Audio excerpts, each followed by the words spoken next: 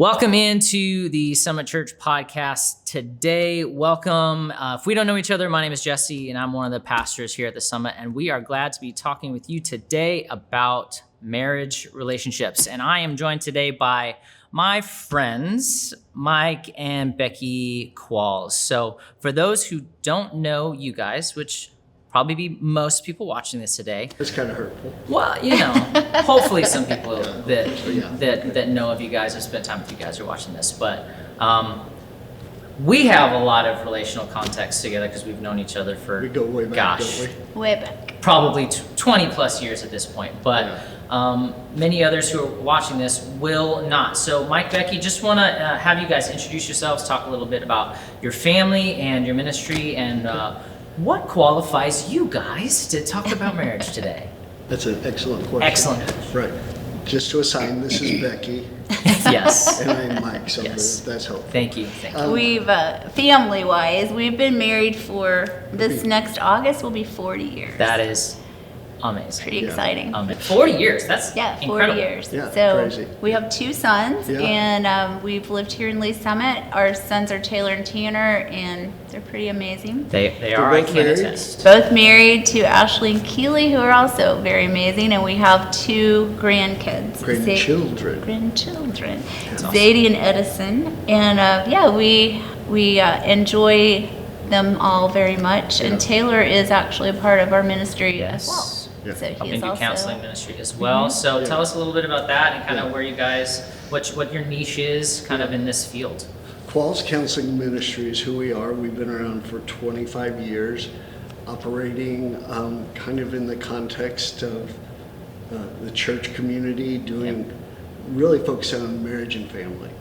We also do individual as well, but marriage and family counseling for the last 25 years, right? We've spent time here over the years. We've been lots of places, but Yeah. we've been doing that. And like you said, Taylor, our oldest, is also a therapist, and he joined us a couple of years ago. almost 4. That's gotta be sweet doing this Yeah. with him It alongside. really That's is. gotta be fun. It Sorry, is. we get to have staff meeting, right? Hey. Yeah, isn't that cool? Staff meeting. That's awesome. Yeah. Yeah. So, but we Cool. love what we do, That's awesome. and we love what we're going to talk about. Yeah, I mean, we were talking on the way in probably 4 or 5 years ago, the three of us sat down to do something similar to Right. this. So thank you, first of all, for coming back, for spending some time and Thanks for pouring asking. some of your wisdom and expertise into this. So Yeah. kind of where we want to go and maybe camp out a little bit today is kind of centered around communication, maybe conflict,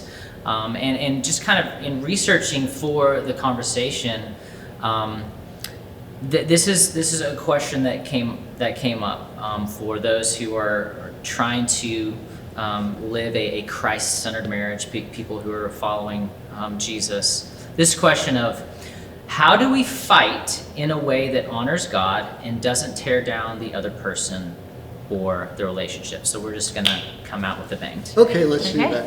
I even love how you read that sentence. Okay. You go, how do you fight? And your jaw clenched. Underneath that, did you notice that? Interesting. A little Underneath that bit. big, beautiful beard, your jaw kind of clenched.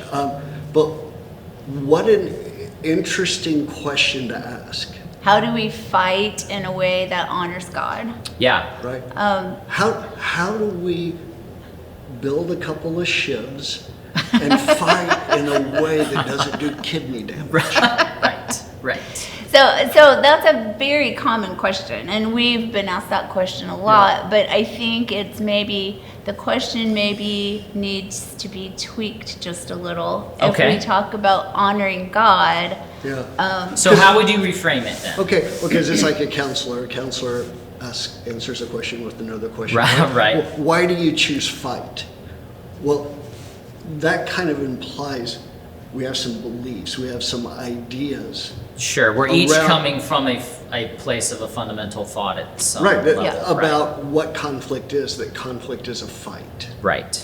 and Sure. we teach Right. on conflict a lot in churches or different various places around that have us come in and talk, and we usually ask the question, what comes to your mind when you hear the word conflict? Okay. And people will say a lot of words that are not too positive. We Right. hear things like fight, yell, scream, Cold anger, shoulder, distance, right? cold, yeah. Right, yeah. all those things. And and I remember one particular time that really caught my attention. We were doing this, and there was a couple in there that was 80 years old, and I was like, oh. They'd been can't- married 60-some Right, years. and I can't wait to hear Wow. the wisdom of somebody that's been married Yeah. that long.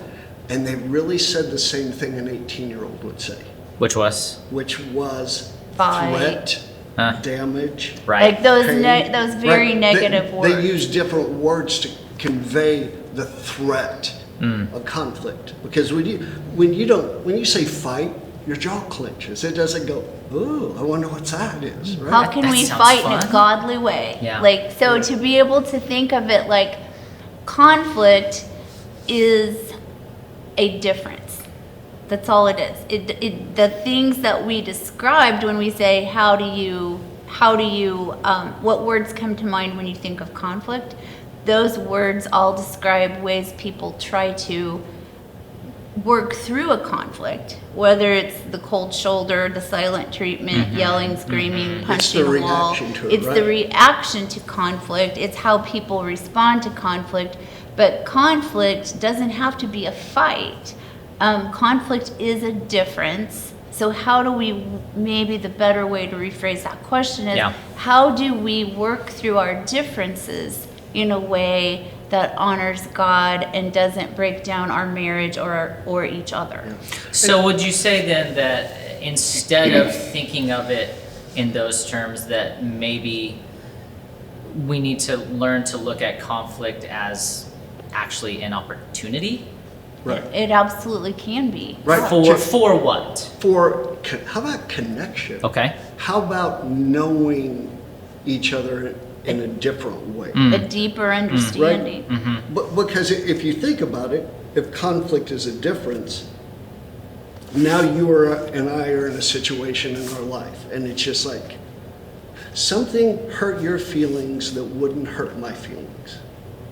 It's a conflict, right? And it may even be somebody said something to you earlier in the day, and you're telling me that, and I go, don't let it bother you. I've just dealt with our conflict. I say, don't let it bother you because it doesn't bother me. Let's move on. And Becky goes, I feel so close to you. I cannot wait till the next time we talk about something. Right? Might not get that reaction. Yeah. Right. Yeah. So, but it's the idea of going, if we can look at it a little different, the opportunity, like you were saying, now maybe we can even begin to notice it, as opposed to going, the only time we really recognize conflict is when someone's crying. Or angry or Yeah. And fill in the blank. at that point, the opportunity has gone gone by, and you're trying to put it back together at some Right, level. right, because if we're crying and yelling and we're up here, when we're up here, nobody's processing, Right. right? People are just feeling, and things are just happening, but nobody's taking in any new information in a good way. Okay. So where do we start Okay. with thinking about this in a different way? Okay, let's get a little bigger kind of picture and a half step back. Like, Okay. say you watch this and you go home and you show it to your wife, and you ask each other the question, where did we form our ideas about conflict? Where do our stories come from that create almost like an emotional charge within us, Yeah. right? And it's like, and most of our ideas about conflict are formed in the family we grew up in, Absolutely. right? Absolutely. That's exactly where my mind was going. Is It's that where like, you're oh, going? we witnessed this in our Right. home life growing up. Right, and because the homes we grow up in, we kind of see them as like the learning labs for life. Right. And we do- Especially relationships. Right, Right. especially Yeah. relationships. And it's where we learn about ourselves and the rest of the world without even realizing we're learning. Right? So say I grow up in a home and I know that every time you wince, that means I probably need to leave the room. Something's coming after the Something's wins. coming, so Yeah. I'll just kind of find my way into the other room and do something else. And I Yeah. go, I'm learning something about well, when something goes wrong, there's really nothing I can do about it, so I'll just leave the room, right? And so we find out that we learn things and we take them with us into marriage. Sure. So part of it is going, so what did we learn about marriage, and what's that emotional and mental association we have? And because if we can know that about each other, now there's one step closer to going, I understand you and you understand me a little more, and how we approach this. Now we can be a little more on the same page. How do you broach that conversation? What does that look like? Do we have to wait for a conflict to happen? Do we have to wait for a difference to be noticed, or can we get ahead of some of those kind of things in terms of our marriage relationships? I have thoughts, but I'll sit here and talk all day. You jump in. Well, you can start. I'll jump in. You jump in? Okay. That's an incredible question, because if I see conflict as not good, right, I will pass on the opportunities to have conversations until I'm full. So I'm not talking to you because, hey, you made a funny face earlier today. Can I ask you about it? 7 funny faces in, what do? I come and I say, how dare you? And that's the beginning of our conversation about the meaning of a face, right? Yeah. So then we create that. I don't want to have this conversation until I'm so full I have to have it. Right. So yeah, I think that it's important for the conversations to happen not during a conflict, but prior to that. So people that are watching this might be able to go, okay, that's a good conversation to have outside of a conflict as we're trying to understand each other. Just like, what did conflict look like when you were growing up, like between your parents or between you and your parents, or watching your parents and your sibling. Yeah. Right? And you go, oh, I'm taking notes. Yeah. So then you can go, I think I kind of learned that this is how you approach conflict. Or sometimes we definitely can come from a home where we go, that wasn't good, and I know that wasn't good, so I want to do something different. But in reality, that's what we know to do. So sometimes when we feel conflict, like there's a problem, and we kind of go to that same reaction even though we didn't want to, and then that feels a little bit disheartening. So understanding what you saw growing up is a good conversation to have. Not somebody's a good guy and a bad guy here, but just okay, I saw it like this and you saw it like that, and we have to figure out how we want to do it together. Right. Well, because otherwise we'll just slide into a cause effect. What do you mean by that? Cause effect. Well, say like, for instance, hypothetically, early on in our marriage, I was an avoider. Because I learned in my life, conflict comes, nothing good happens, just go in the other room. Now, Becky didn't grow up that way, and she's His a pursuer. hypothetical is actually true. This is actually true. Right. So he Peek grew behind the up, curtain. he grew up in that, and I grew up in a home where we had conversations. You and we always repaired it. It always worked out. It was always a very positive thing to have a conversation. Right. And you did not grow up like I did that. not grow up like that. In fact, everyone agreed to avoid. And that's it. Really, actually interesting that you brought that up, because that was kind of where my mind was going to ask that situation because that's a big disconnect. Mm-hmm. I think for a lot of couples, it's like kind of that, oh, if I don't talk about that thing, then it doesn't exist and I can move on. Whereas I think my wife would fall in that same camp as you. We're just like, no, I need to talk about this. I can't get better. It can't get better. Talk Right? about it. Yeah. So Right. and then unpack that. An avoider says, you know what resolves every difference? A good night's sleep. Yeah. Right? A good night's sleep will wake up refreshed, and then I look up and I go, you're not okay? She has a forgiveness issue. Yeah, say those words out loud, see what happens. But it's funny because then I just spiritualize my avoidance. Ooh, ouch. But, right? It's like, So what's the answer there? We do have to understand like where we came from in conflict, because when your question was, what did he mean by a cause and effect? Because Right. I would want to, like, early in our marriage, I would be like, Mike, I think we should talk about something. I need to ask you a couple of questions or whatever. I didn't come at him in a bad way, Sure. but he was super uncomfortable with that. So he kind of tried to avoid that. If we weren't on the cameras, we could chase each other around the room a little bit, but it's like We the still pursuit. could. It's like the pursue withdraw. So I would like, I really want to talk to you, and he would Yes. kind of like go Yes. away, and then Yeah. I'd get him in a corner, and then he's like, "What?" Right. So Right. that happens a lot in Yeah. couples when you don't understand that. right. Hey, I'm trying to protect us and protect myself by going away, and for some strange reason, you feel abandoned. Yeah. Right? And that's in the cause and effect of how we interpret each other. And neither of us are bad people. It was just what we It's were. a It was difference. what we were Well- used well, to we in that just difference, didn't and we didn't understand understand it. What was playing out before us. And then when we figured out what was going on with me, and you were able to go, oh, you still love me. And I go, I've been trying to tell you that the whole time. And you figured out I'm not coming Out to after get me. you like a bad guy. I just want to understand, or I want you to understand me.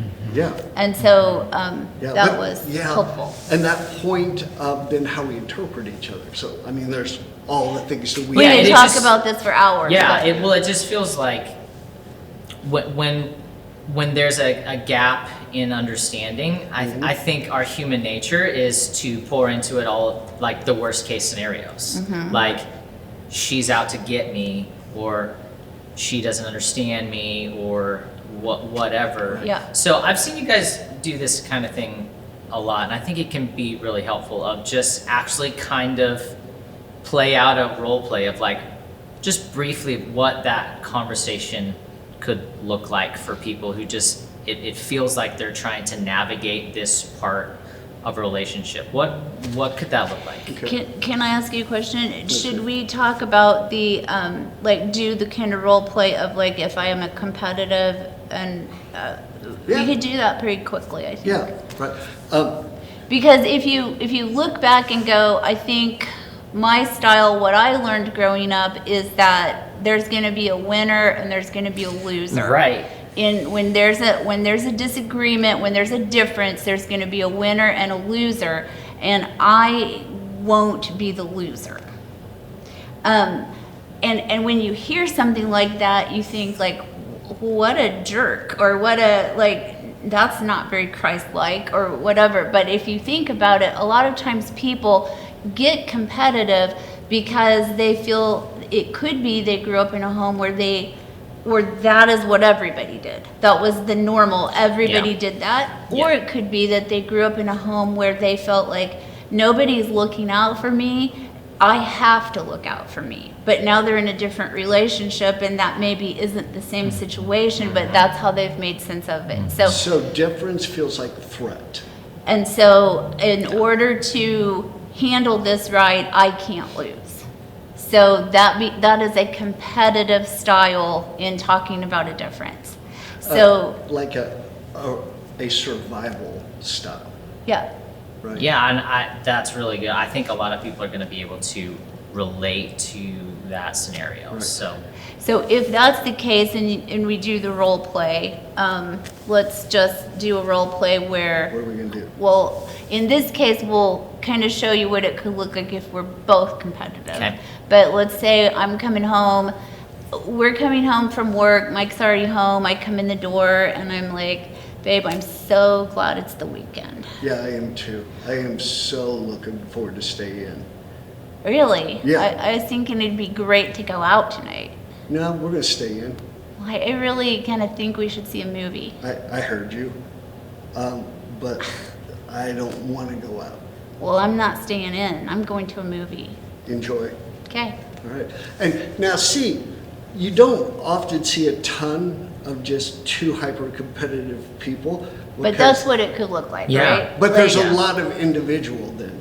You do your thing, I do, because Yes. to come together means to lose. And that just feels like a lose-lose. Yeah. To me, like Absolutely. I don't see the positive in that at all. There isn't. That's not positive in our relationship. But if we don't understand what's going on, like we could keep going like that. Like, but usually, and competitive people do marry, but usually competitive people marry someone with a different approach to conflict, Differences. Yeah, to their differences. Yeah. And it's the when we say approach, we mean reaction, Yeah. right? Because to call it approach means it's a strategy. But it's, yes, you're but right. you know how we were talking about that initial question, how do we fight? Yeah. Right? It's like, how do I respond to the threat of a difference? How do I react to that? Some people go, I move forward. Some people go, our differences do damage, so I won't allow there to be differences. So in that case, that is called an accommodator. An accommodator sees it as in conflict there will be a winner and a loser, and so I will take it for the team. I'll accommodate. You can win. I'll take it for the team. So the opposite of that scenario Right. then is someone Right. kind of rolling over, Right. letting the other person get their way. For the sake of the relationship. So Sure, that's so the end goal for that person. a The lot- accommodator, that's yes. the end goal. And a lot of times accommodators don't even initiate, I'd like to do this, but when they do, they often give the other person an out. So if we do that same scenario, I might come to Mike and say, hey, I'm so glad it's the I weekend. am too. I cannot just wait to stay home. It's been a long week. It's good to be home. Yeah, that's good. So I might not say anything. Or you might I say might you say, wouldn't want to. You wouldn't want to go see a movie, would you? Man, you are right. I would not. And then we go. It couldn't be more And right. then I go, and then I reach over and grab her hand and I go, I love you so much And for so being like me. So that's what an accommodator looks like. Another reaction is to avoid, and an avoider says there's going to be a winner, there's going to be a loser, and so I I'm don't not stand going a chance. I'm not going to participate.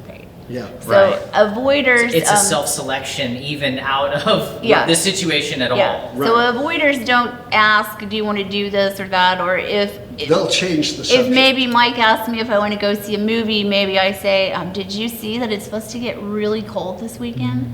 Yeah, Maybe wouldn't- even some snow. Wouldn't Yeah. want to go out in that. Yeah. And just like, or we talk, avoiders keep very busy outside of home because they don't want there to be trouble. Yeah. So, And then the trickiest one is the reaction of compromise, a very quick compromise. right? I want to stay home. And you go, Well, I was really wanting to go see a movie. really? Well, how about this? You know where I'm going, don't you? I know. What do you say we see what's on at home? We'll watch a movie here. And order pizza. We can grab a pizza? Sounds Okay, great. problem solved. Problem You know solved. what? We got in and got out because when you're afraid of a difference, the biggest thing is to get it over as quickly as possible. So it kind of begs the question for me then, why are differences so threatening? Well, it goes back to that question: is what did we learn about differences and how they were handled? Right? Whether it's you're looking in your family, you're looking in the school you grew up in. You're looking at spending life time on social experiences media. that you've had with conflict. Like Yeah. then it's just like it's a very different approach because we've had different experiences. Yeah. But let us show you the very last one. Okay. And see what you notice about this one. Okay. So I come in and I say, hey Mike, I'm so glad it's the weekend. I am too. I was thinking it could be really fun to go see a movie this weekend. Really? See, I was thinking it'd be really nice to just be home and relax for the evening. Well, why were you wanting to not go out? Super busy week, just busy and just go, and it's just been one of those weeks, and it's just like I don't have a ton of energy, so that's kind of what I was thinking about. How about for you? Why do you want to go out? Well, it has been a really busy week, and I just was thinking we haven't gotten a lot of time to see each other. And when we have each evening, we've kind of just chilled on the couch watching TV, and I just thought like we could have more conversation if we went out and saw a movie. But a movie? Wouldn't we kind of just be doing the...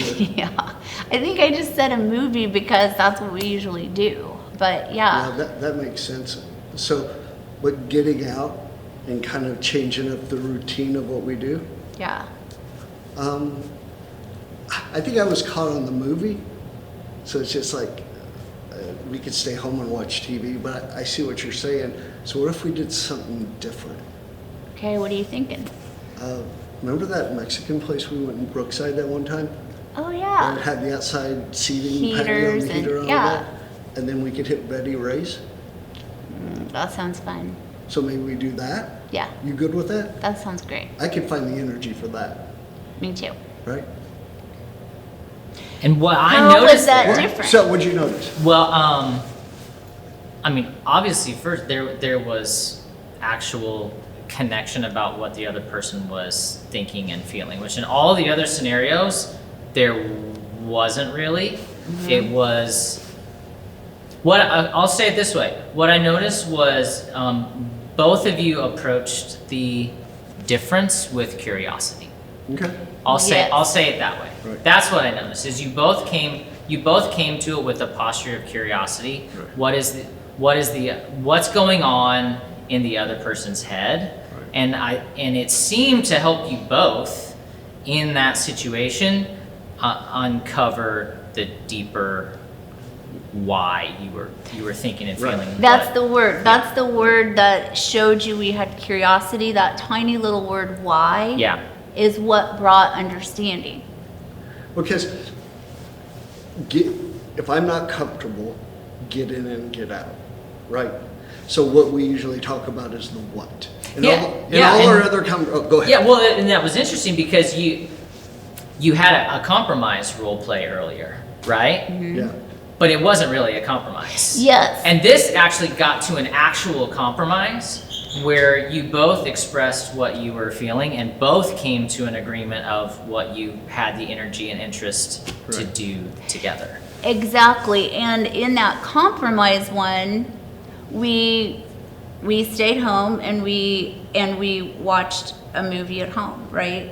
But when we did the one where we said, well, why? Why do you want to stay home? Why do you want to go out? We found out that That's what I we did didn't all really week. care about the movie. I just wanted to get out, and he didn't really care about having to be home. He just didn't want to watch a movie. So in our compromise, we Stayed really home. didn't do what either of us wanted. We Right. stayed home and watched a movie, and we didn't even Right. know that we hadn't actually compromised because we didn't talk about it. Yeah. Right. We didn't get anything good. We just kept bad from happening.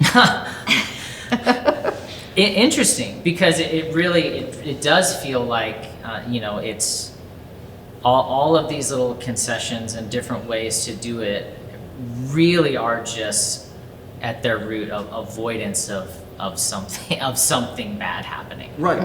Of this idea. Yes. But I love that you use the word curiosity, because that is what, whenever we can go, oh, so whatever it may be, Mike has a different perspective than me, or he wants a different thing than I do, or whatever that difference is, if I'm not approaching it like I will win, or oh my gosh, we cannot have this difference. This is a threat to us.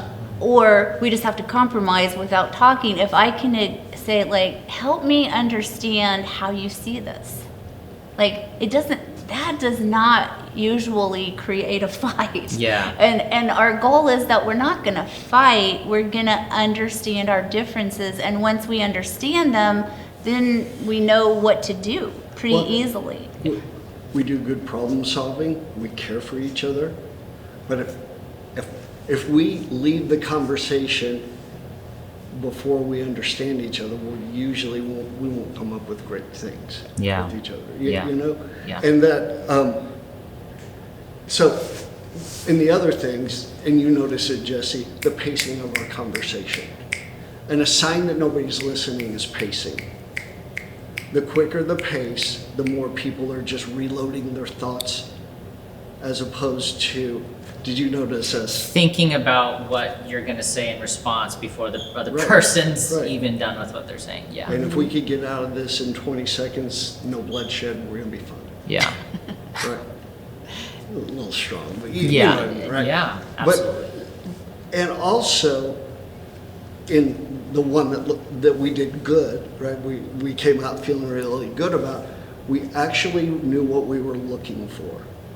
We were looking for a perspective, and a perspective is made up of what and why. Okay. What is the thing we're talking about, right? You remember those progressive commercials where they throw the flag? Yeah. Oh, yeah. And then And they then come they back. Those replay are the it. best. Yeah. Those are all examples of what conversations. Did you scream or not? Right? Yeah. Play back the When you roll saw back the tape. spider, Yeah. did you scream? Yeah. And that's most of the conversations we have is over what. But what we want as a couple and with our kids and with the people in our lives is we want to ask the why question. Because the why gives us insight into who the person is. It gives the meaning to the conversation, And that's what brings the understanding.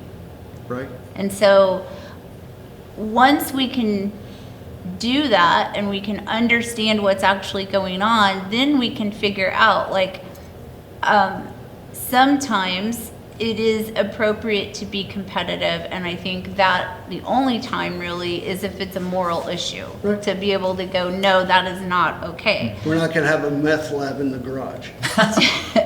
We need extra money, but that's not going to be how we get it. Yeah. So, but then to say sometimes it's okay to accommodate is not exactly true. If it's understood, it's not really accommodating, it's serving. And I'll tell you a real example of that. Please. Yes. Years ago, our boys who are now in their 30s were little bitty, and we were, it was a Sunday, and they both started getting very sick. They were having fevers, throwing up, the whole thing. And so the next day on Monday, I took them. Does this make me look good? It does. Okay, cool. Okay. Continue. Continue. I took them to the pediatrician on Monday. They had whatever was going around, Yeah. and she just the whole week was bad. They were sick. So then on Friday, Mike gets home from work, and the boys are feeling better. They haven't thrown up in 24 hours. They haven't had a fever in 24 hours. Life is looking Yeah. better. And he says, "So what would you like to do tomorrow?" And I said, "Could we go out to breakfast?" And he goes, "Yeah."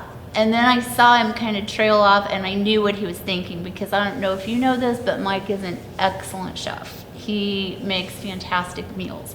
And so at that She's time, not wrong. Oh, at- yeah. at that time, there was like Not two places in Lee Summit We to won't eat disparage breakfast. For a good breakfast. Yeah. And Mike could do way better. And so he goes, "Well, yeah, or I could make us breakfast." And I said, "Okay." And then he goes, "Wait, tell me why you want to go to breakfast." And I said, "Well, the last time I left the house was Monday." Right.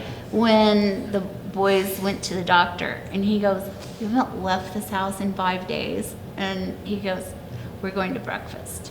So that wasn't accommodating. That was serving. Right. Once he understood why. An accommodating person would go, "Okay," and never ask a question, never understand. They're just, "I'm afraid there'll be a conflict." Which again just leaves Mike with a question and a gap in understanding, and the gap in understanding can lead to a gap in Yeah. intimacy and Right. just understanding and all of that. And like, so I could have done the right thing for not exactly a great reason. That's interesting. We Right? avoided And a conflict. Right, Yeah. right, and it's like, you're happy and I feel unseen, right?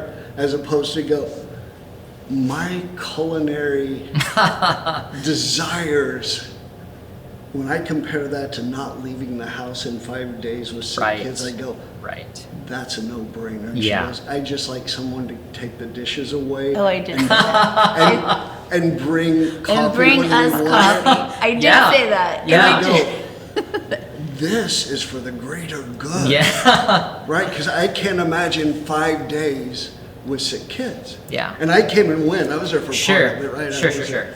sure. Yeah. But that is like a great example when we could It's a stay great in the example. conversation That's a great example.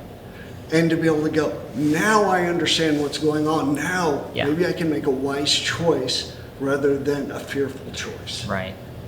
I mean, and you gave her a gift in that He moment. did. Yeah. Which was really cool, but it wasn't a sacrifice that I was paying for. Right. Right? It was just Right. like, well, of course we'll do that. Yeah. Yeah. It's a great story. Yeah, it is a great story. That's a great story. Good job. honey. Good job, Mike. Thank you. Good job, Thank you Mike. very much. Okay, so differences. So differences are opportunities. Yes. Yeah. They're not threats. And they Right. don't have to be fights. They shouldn't be fights. Yeah. They should just be opportunities to understand each other more. Right. Yeah. Which So- means, to your, I'm sorry, you go ahead. No, you go ahead. Back to your idea of curiosity. Yeah. Curiosity, where's curiosity come from? Humility. Right? One of the curse of the old married couple is a loss of humility and curiosity. I already know. I already I already know. know why you do what you do. You I don't. already Need, I know don't what- need to ask. Yeah, I already know what that face looks like. I already know what that gesture looks like. I already know what you think. So we'll just skip that part of the conversation. And when we talk, how about this? I'll just accuse you. Won't that be special? And then you get defensive. And I go, we just can't talk. Yeah. Instead of continuing to be curious over years and over decades and over different seasons of life. Because we're none of us are ever the same. Yeah.